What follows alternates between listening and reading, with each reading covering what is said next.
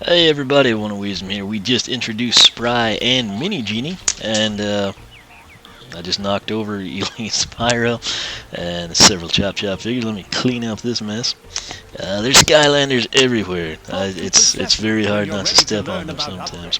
I should probably get some sort of an accolade for that. But anyway, sticking with our magic element theme, we're actually going to pull Mini Genie, and I'm going to put, for the first time ever, legendary Deja Vu on the portal. Did that just happen? Okay, so nothing there for her joining the game. She doesn't look horrible as a legendary. I think a lot of what helps, in all honesty, is just like that cobalt blue in the lantern, and then kind of like that turquoise emerald thing and her little time fork there. But I don't know. She looks really good as is.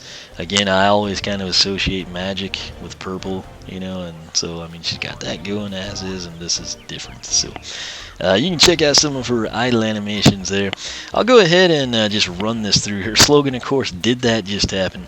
On a remote island in Skylands, legendary Deja Vu tirelessly worked on a machine that would make the perfect legendary 3-minute egg in half the time. After poring over countless magic tombs and even consulting the lost plans used to create the legendary Tower of Time, she finally completed construction of the huge machine. Unfortunately, a gang of evil giant sea slugs searching for a way to acquire super speed learned of her legendary machine and set about to take it at all costs. Slow but well armed, the massive slugs bore down on the island, but rather than allow her work to be used for evil, Deja Vu quickly jumped into action and set the clock's hands to 13, causing a time overload. A legendary time overload, we'll say. Caught up in the blast, she was given an amazing legendary power over time, which she then used to stop the evil slugs in their track and spin them home. Now, as a Skylander, legendary Deja Vu uses her incredible legendary powers to turn back the clock on evil. So, hopefully you're enjoying my legendary themed version of Deja Vu's background story. Before we take a look at her attack damage, let's go ahead. Come in here. A mage for the ages. Alright, see, look, like I said, she's not too shabby there. I think the contrasting colors helps. I think her bright white eyes do too. But let's take a look at her stats and see how she compares to her standard counterpart. Luckily, I am Mr. Spreadsheet, and I keep track of these things for you. So, Deja Vu health 210. Legendary Deja Vu 270. That's a plus 60. Her armor is 24. Standard Deja Vu 18. That's a plus 6. Standard Deja Vu speed 60. Legendary Deja Vu speed 60. Then we've got critical hit. Deja Vu sits at 60. Legendary Deja Vu plus 30 at 95. Elemental power, it says 60. We're going to put 25 there. So just to recap that, health plus 60, armor plus 6, speed plus minus 0, and critical hit plus 30. Across the board, we've got plus 60, plus 66, plus 96 over her standard counterpart there. So that isn't too shabby. Do I have her a entry here in my attack damage? I don't think I do, but I'll deal with that later. I'm planning on actually upgrading some of the duplicate characters, the darks, the legendaries, the nitros, etc. Here soon, just because I can take both paths. I don't really have to think about it. Standing the test of time. Speaking of upgrades, box stock, she's got space-time shots. Press X to shoot a magical ball of time energy that homes in on enemies.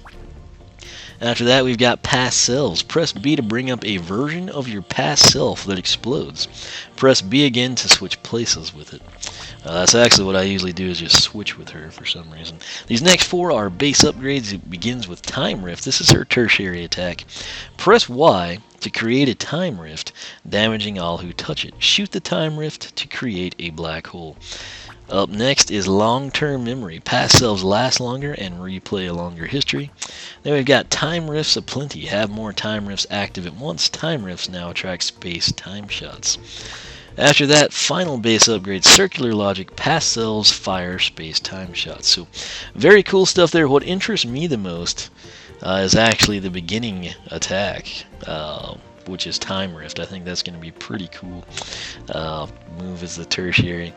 Now you get to the point you have to pick a path. Luckily, with Deja Vu and Legendary Deja Vu here respectively, you can take standard down one path, legendary down the other. I tend to like to give whatever character I like better the better path. Sometimes I try to give it to the legendary or the dark or the nitro. Sometimes when I really don't like the alternate color scheme that I'm working with, I give what I think will be the best path to the character that I think looks better aesthetically. So, whatever your system is, keep it in mind here. But that said, top path is going to be called Time Rifts Aplenty Explosion Deja Vu. When a past self explodes, the explosion is repeated two more times. Then we've got Time Heals All Wounds. When a past self takes damage, you are healed. That actually sounds pretty important when you get right down to it. Then we've got space-time duality. Press X to shoot 2 space-time shots at once. That should be pretty handy because, quite frankly, her space-time shots are like a little slow-paced for my taste. That said, coming down to the bottom path, it is called Remember to Live, I believe. I think it's Live to Remember and then Remember to Live. Yeah, that's right. The top path is Live to Remember, and then the bottom path is Remember to Live. I don't know how anyone would confuse those, but it begins. Remember to Live begins with Warp Field. Shoot a past self to create a warp field, pulling enemies towards the past self. After that is Past Self Paralysis. Past selves do extra damage and freeze all nearby enemies. And then we finish that one up with Go Out with a Bang. When a past self explodes, or when you switch with it, which is a nice perk, it releases space-time shots. Now, I mentioned this when I introduced Deja Vu. What I stated is that to really make sense of this character, you've basically got to buy the upgrades. You can read it all you want, you can analyze it, but until you've actually bought these and tested them out and learned what they do and how they interact, etc., this is all just mumbo jumbo, really. Some characters are straightforward, shoot 2 bullets, shoot 3 bullets. Bullets do increase damage, This is some complicated stuff here. It's not, the combo-esque type complications. This is just some crazy stuff going on, and you need to experience it firsthand to pick up on it. So, I mentioned that, like I said, with Deja Vu. I had several, including Portal Master Mom, who agreed wholeheartedly. And that's just how some of the characters are. But that said, regardless of whether if you take Live to Remember or Remember to Live, you can come in here, you can get her soul gem, which is called Black Hole Bedlam. Time rifts now turn into massive black holes, releasing unstable time power. So I think she's going to upgrade very well, but if you just spend a lot of time with her 2 base attacks, I think she might turn some people off. That said, I think things will start to shift when you get her first base upgrade, which is the tertiary, and then I think she'll probably turn out to be fairly powerful. It's just you're really going to have to buy these to kind of appreciate them. And then again, like I said, the good news, having standard and legendary counterparts, we can actually do that and experience both paths. So I'll probably get her upgraded fairly soon. That said, what we need to do now is take a look at space-time shots and past selves. So, space-time shots, basically, there's like that lag between them, and it kind of bothers me. 30, if we saw a critical, it should be 45. I don't know if we'll ever see it. Finally, I mean, that's a really high critical number she has, and it took us that long. Past selves, we can basically run around, and then if I want to switch with her, I do that. And then of course she blows up. 70 on the impact. 70 there, so basically 70 to 105. She looks pretty cool. Again, I just really like, she's got like a purple blue on blue with like the silver chromatic face and kind of like the robotic eyes. She just looks really good in her standard attire to me. And I don't like gold, unless it's like Minecraft and I need to regen some hell. I don't really like gold at all. I don't know why. Now, money-wise, yes, but just aesthetically, no. I'm like Mr. Silver or Platinum or. I mean, I don't like jewelry either. You know, uh, maybe black chrome would be my favorite, carbon fiber. I don't know, but I don't know. Some people probably really like this. I don't think it's half bad. It's just she looked pretty cool. As delivered to me.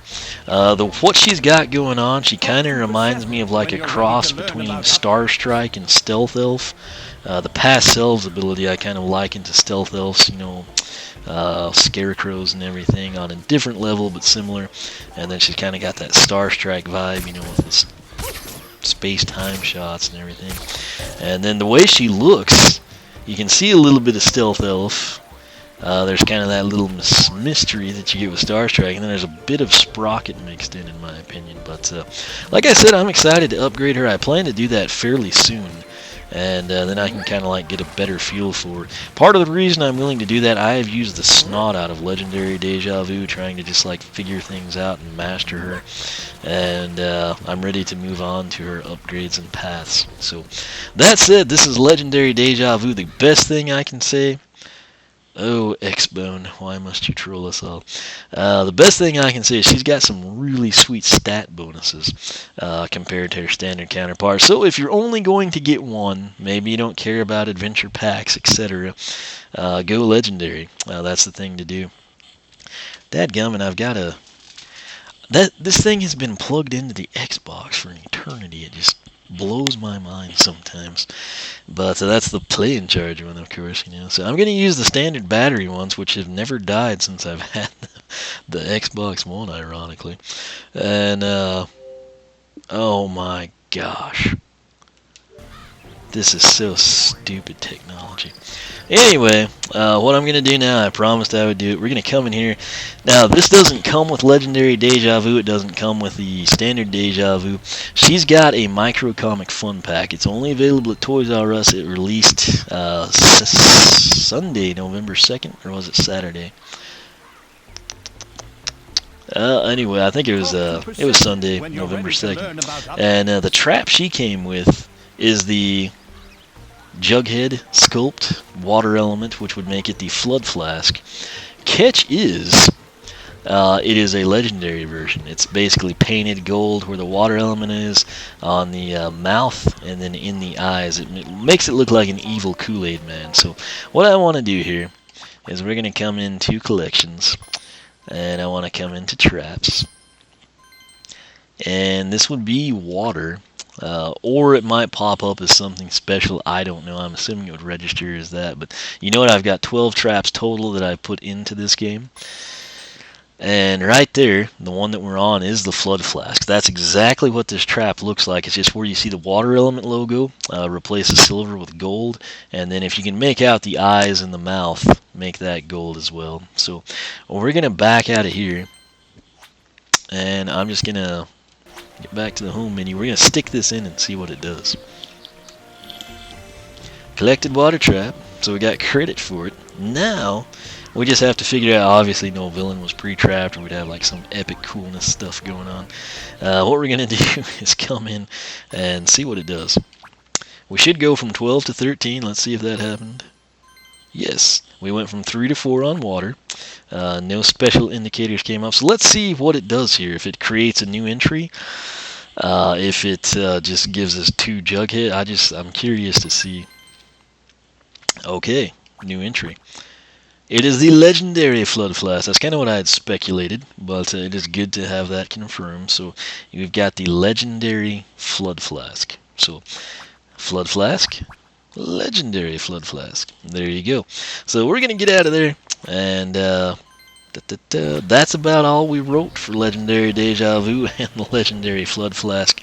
That said, thanks so much for watching. Again, best thing I can say is she gets that nice stat boost over her standard counterpart. Personal site is oneofwisdom.com. You can follow me on Twitter, like me on Facebook, circle me on Google+, whichever you prefer. If you haven't subscribed, make sure to do that. Similarly, if you're big time into Skylanders, that's what you spend all your free time playing. It's what you spend your time at work or school thinking about. I encourage you to check out the Skylander Club forum, SkylanderClub.com. It will take you straight to the forum page. I redid that recently.